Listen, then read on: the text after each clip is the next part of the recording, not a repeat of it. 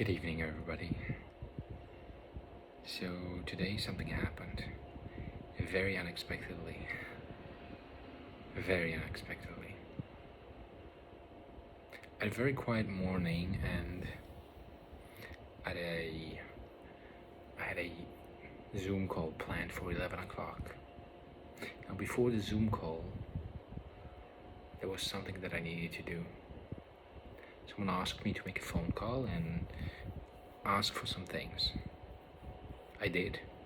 I called, asked around, and something became very apparent. Someone who I had promised to help with something was now facing a chance that they weren't gonna get what they were supposed to get. That something that was supposed to go through won't go through. And so that person became really angry and upset and scared.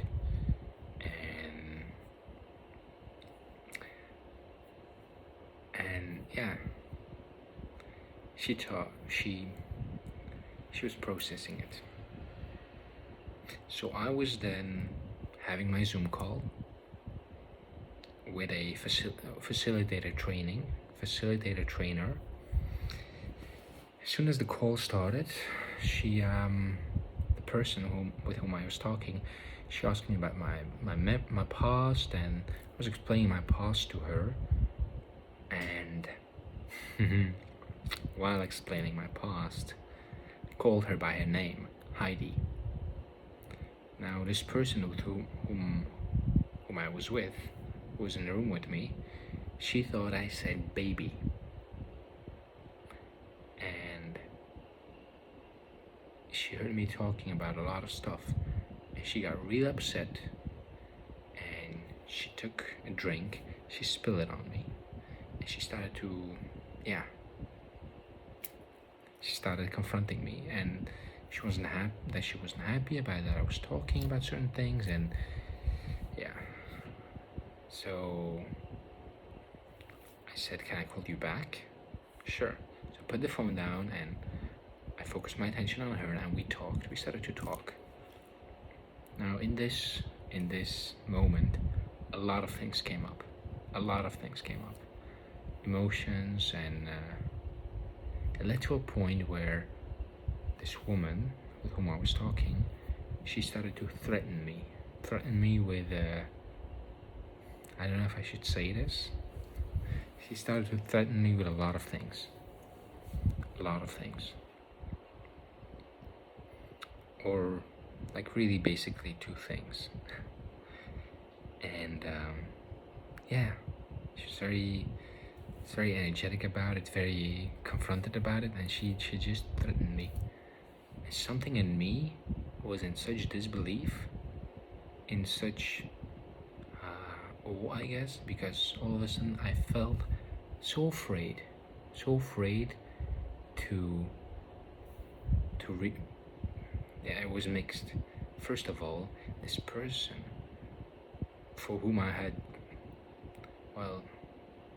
with whom I had shared so much, and with whom I had gone through so much, and whom I had supported in the best way that I could, to the best of my ability, all of a sudden now was threatening me with pretty big stuff.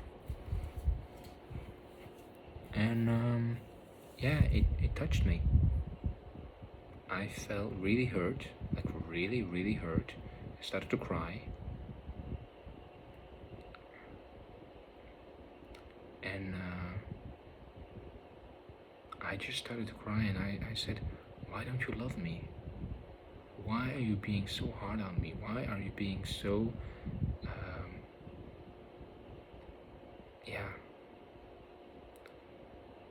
And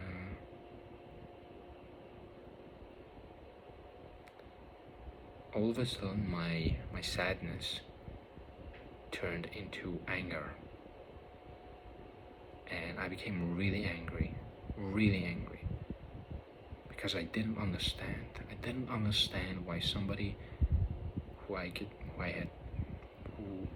with whom I had had such a long history, and with whom I had shared so much with, and in whom I've invested so much, and had, well, shared so much with, all of a sudden was threatening me.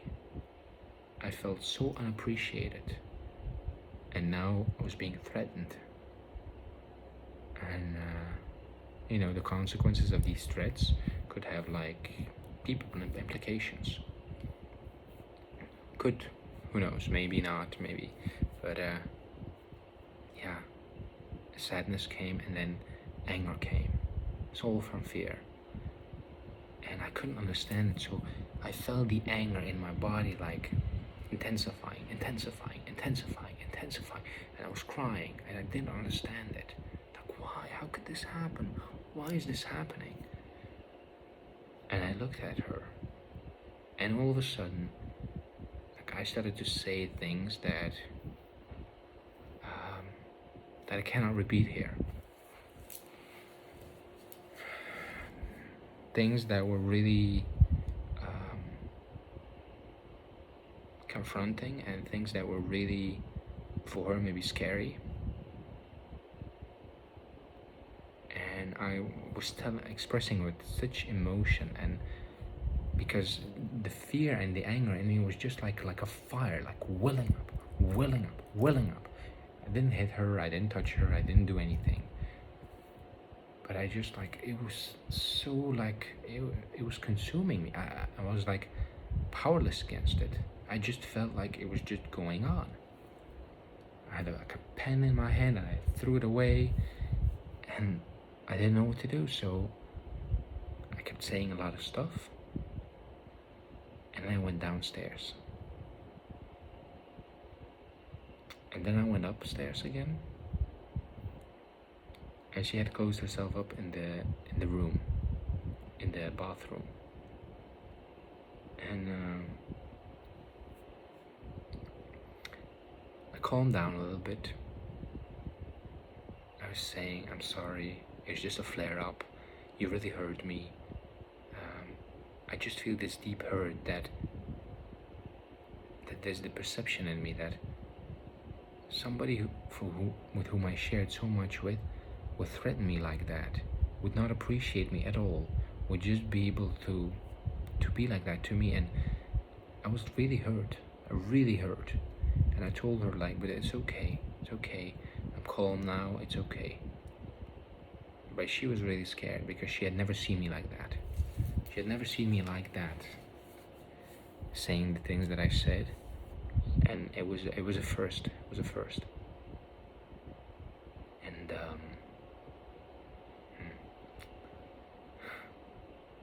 I know I'm being cryptic here, but I just cannot say these things. If I say these things, it's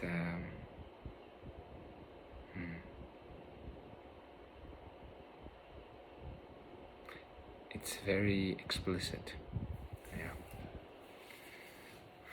And yeah, I was calming down, and I realized that I had just had a volcano moment where there was just somebody ignited something in me, or touched something very deep, very the core, and I realized, okay, so now I see something in me is really afraid, and it can still be triggered. And that was yeah, so out of defense, I guess, I was also going, giving her a certain kind of energy and a certain kind of expression, just to defend myself. It was happening. I calmed down, and I said, I'm sorry, please forgive me, I didn't mean to do that. It came over me, and I'm calm now, everything's fine now. She said, I'm really scared of what you said. I'm really scared because I've never seen you like that. And I said, no, I'm really calm, it's okay, everything's fine, nothing's gonna happen. It just, I was really, yeah, just hurt in that moment. And I went downstairs. I started the call again with the facilitator, and we talked. And we were talking for some time, and I explained to her what had happened. And while we were talking, all of a sudden, there's a big noise, a big knocking on the door, like really like intense. I open the door and I realize it's like cops, like a intervention team, like with guns and stuff, and they're like, step outside please. So I look at the phone, I'm like, I have to call you back. So I close the phone, go outside, and they put me against the wall, and then while searching me, I sit down and I just explain what just happened. So the police go upstairs, they talk to her, she comes out, she explains her side of the story. She was really upset. Then they see that nothing had happened, that she was just scared, and that, yeah, everything was fine. Now, then like normal police came and they talked to us, they listened to my story, they listened to her story, and they realized, okay, it's like this guy from the intervention team, he said like these things can happen. Between people, these things can happen. He said even the best, yeah, whatever he said. But what I really meant to say was,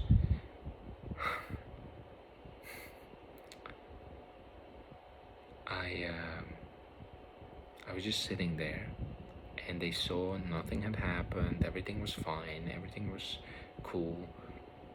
So they were like, yeah, nothing's happened, so are you okay? I guess she was scared, but are you okay? I'm like, yeah, I'm fine, I'm totally fine. It was just one of those moments where there's an eruption, but I'm fine now. I told her that, like, I'm not usually like that. And yeah, so I went in again, and she was cooking, and talked to her, and I'm like, apologized, I'm sorry, didn't mean you to scare you, I didn't mean, but she was really scared. Her perception of me changed because she had seen a part of me that she had never seen before. It was like I crossed the line. And in that moment,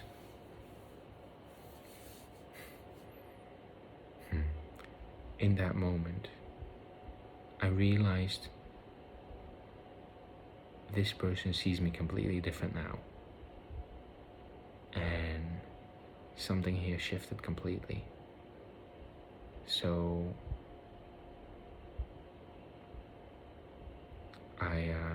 I went up and I called the facilitator again for the third time, explaining her the whole story.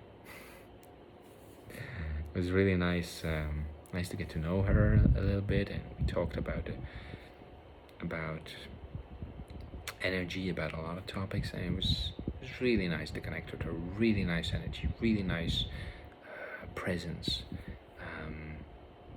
Yeah, and she was so receiving. I felt so received by her and so understood by her, so it was really nice. And she invited me to participate in a session. She explained to me like her own experiences, her own path. So then we ended the call, and then I went downstairs and I started to talk. We talked and we talked and we talked, and all of a sudden, yeah, we were calling my family. She was calling my family, and my family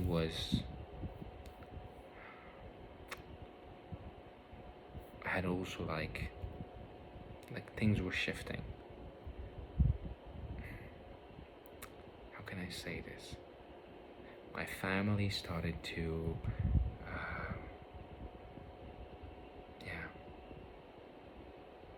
to get involved. To get involved in a specific way. And so I went to my family, talked with them, it was fine. And honestly, a lot of patterns, a lot of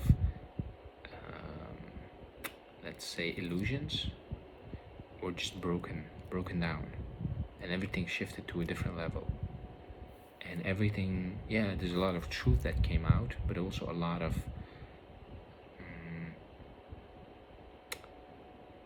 past perceptions, dynamics in the relationships. They were like seen through, especially with the woman. Family, I don't know yet. So I came home and I just started to feel what had just happened. I started to process it. And I started to feel so much sadness because I realized in that moment, like while it was happening, it's as if you're present in your body and all of a sudden there's like this rush of energy and there's like this split chance to either give into it or not give into it.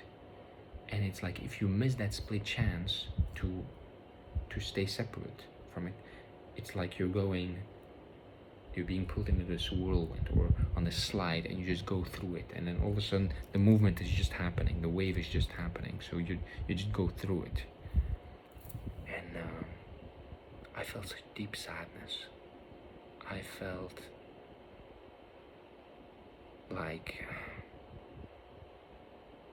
why did I hurt this being by expressing myself that way? I realized I don't want to embody like that.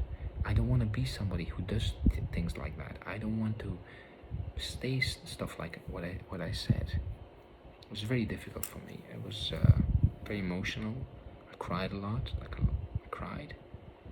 I asked for forgiveness, and I realized that there was a deep wound there that was still unhealed. But I could see this person's perception of me had completely changed. She didn't see me like before. She was afraid now, and yeah, it just shifted.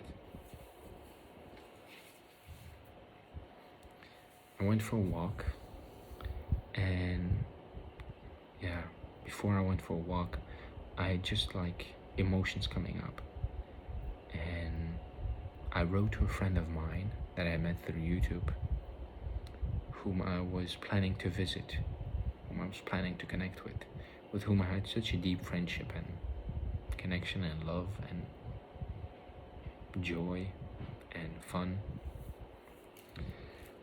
And all of a sudden I realized I don't want to hurt anybody with these unconscious patterns, especially her, especially people that I love and care for. So I told her, I'm gonna take some distance. You're not gonna hear from me for a while because I don't want to hurt you. I don't want you to see me like this. I need to take time and space to heal this. And I couldn't tell her what had happened because I didn't want her to see me in a way that she could also get scared of me. I didn't want her to perceive me in a certain way and stop loving me. And so I said goodbye basically. I made a video and I said goodbye. And then she wrote back to me. She said something like, why are you playing the villain? Why are you playing this story? It's all a cosmic joke. It's all you don't have to believe in this and feel like you're a villain or a bad guy. She asked me to tell her what had happened, what did I do, and I'm just too afraid to tell her. So yeah, I said goodbye to her, and I felt really sad about it. And I took a really long walk and I just reflected how what had happened had shown me that there's a part in me that's really still hurt and that I really need to take care of and I really need to heal. And that it scares me. It scares me that I'm able to be in that position, to say stuff like I said, to do what I did. And I don't want people to see me like that. I don't want to be like that. I know it's not the correct thing to say or do, but I just realized for myself, I need time and space to understand that in myself, so that I can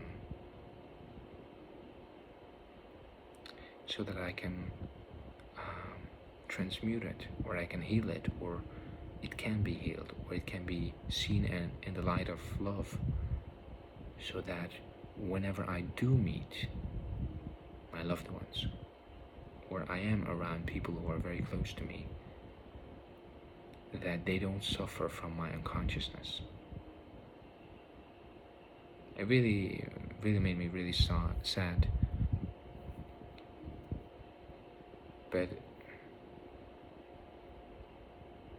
I just don't want to hurt anybody. I don't want to hurt. Yeah. I just want to embody love. I want to love. So for me, the way I deal with these experiences is I walk alone. Not per se that I'm isolating myself, but I walk alone. I keep on walking, and I give myself time and space to integrate, to understand, to unpack, to unload, and yeah, not forget it, but recontextualize it.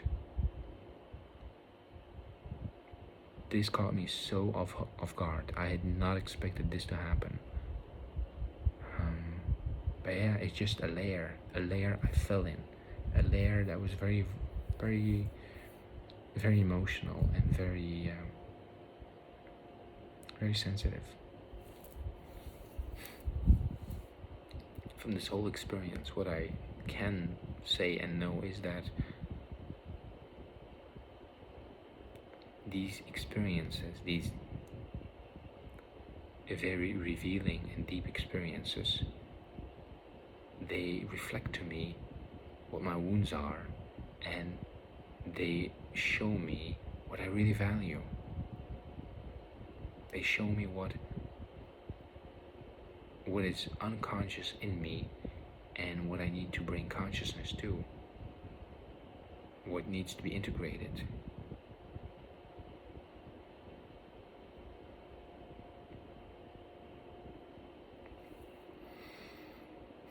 I know there is no perfect human being.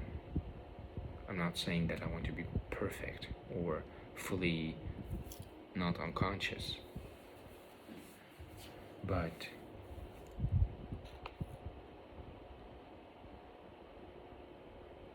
I don't feel like what I did was okay. I don't feel like what had happened was okay, and I don't feel like I'm good to people. I'm good for people.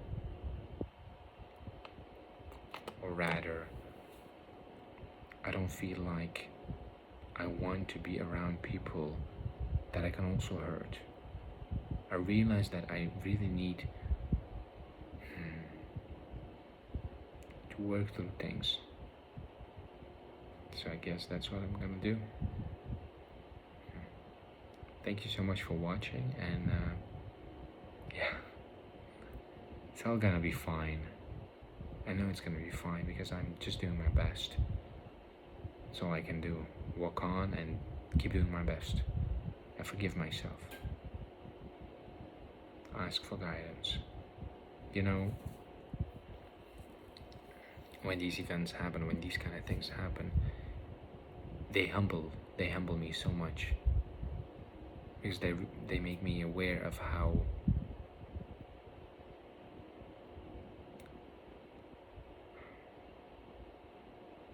it's all about sincerity, and how valuable life is, how valuable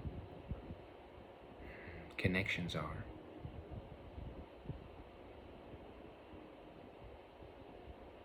Yeah. There's one more thing I want to say, which is my love for myself and my love for the world is only now starting to gradually be embodied, gradually. And I guess I'm just trying to avoid collateral damage. Anyway, thank you so much. Have a good night, and may you all enjoy happiness and the root of happiness. So it's interesting. I just did a self-coaching practice to look at what happened today during this whole unfolding. It was actually beautiful to see that what had happened was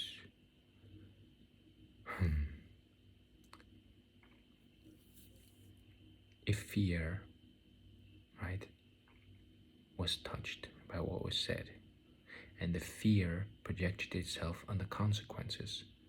What will happen if the threats come through? So because of that, there was resistance and an impulse to fight to protect myself. Because of that, the fear was so hard. It was the fear of dying almost. It was so strong. That's why it was so, I guess, explicit. Now, looking at all that, I could see that the fear is only there because there was a belief that that fear is needed to take care of me, to protect me, to prevent me from having certain experiences which are negative or which I imagined as bad.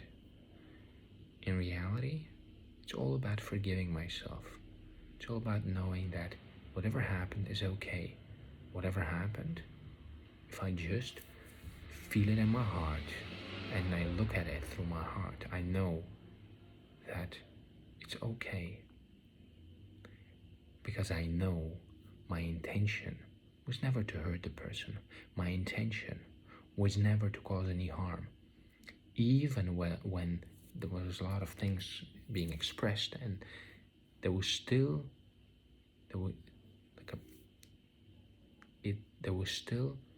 never an intent to actually cause any harm or hurt the other person. There was just an intent to maybe scare, right? To scare the other person so that the other person leaves me alone and not bothers me anymore, so that I don't have to deal with that anymore. And in a way it worked. It's just, I guess my mind judged it. My mind made a judgment about it, that I cannot allow myself to be like that is not okay. But in reality, what if that's the only way that we can go through something? What if that is needed? I'm not saying that is needed. I'm just saying, what if? Anyway, for me now, the way I feel about it is that whatever happened, if next time she threatens me again, I'm okay. I've just accepted the consequences. Okay, you want to hurt me?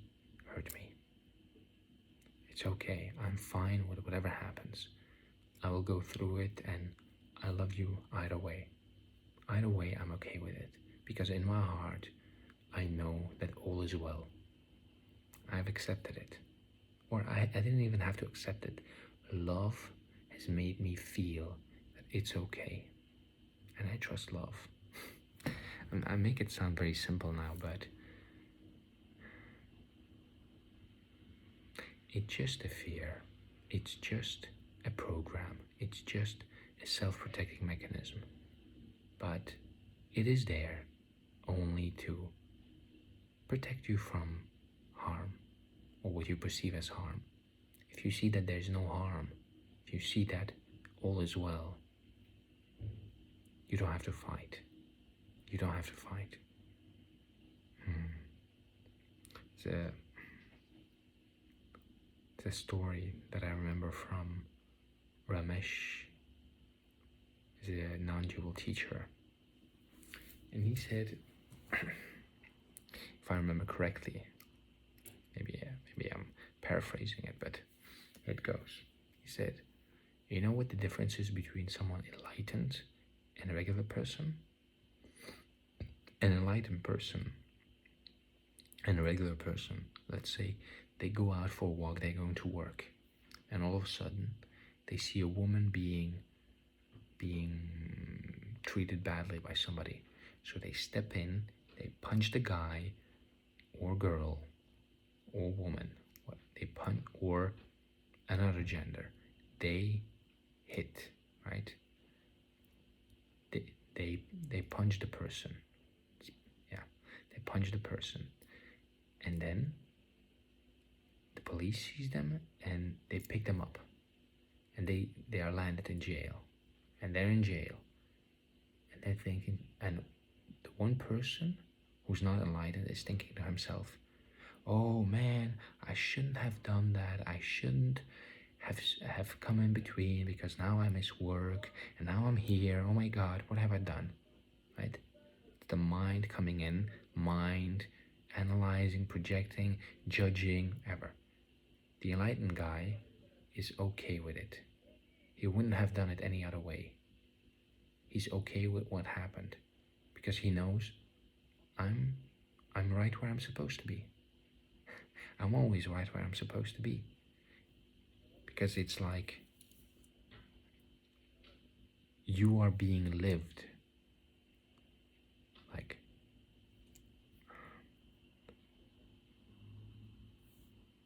if you are the dance, then God is dancing you. You are being danced. And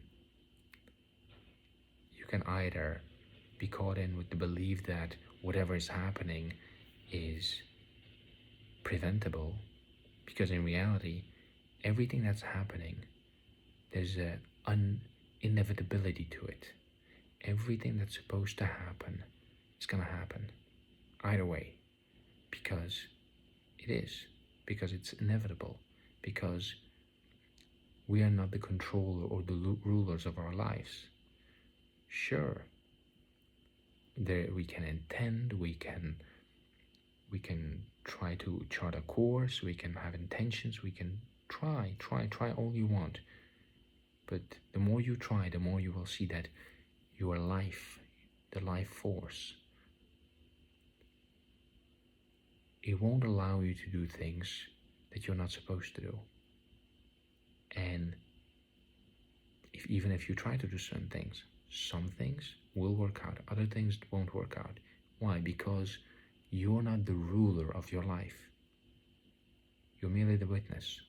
When you let go, you can really enjoy it. You can really enjoy it and have a blast. If you hold on to it, you will just create a unnecessary tension and unnecessary confusion or sound. It's like there's just music, but if you create unnecessary tension, it's like an echo that keeps disrupting the pure sound.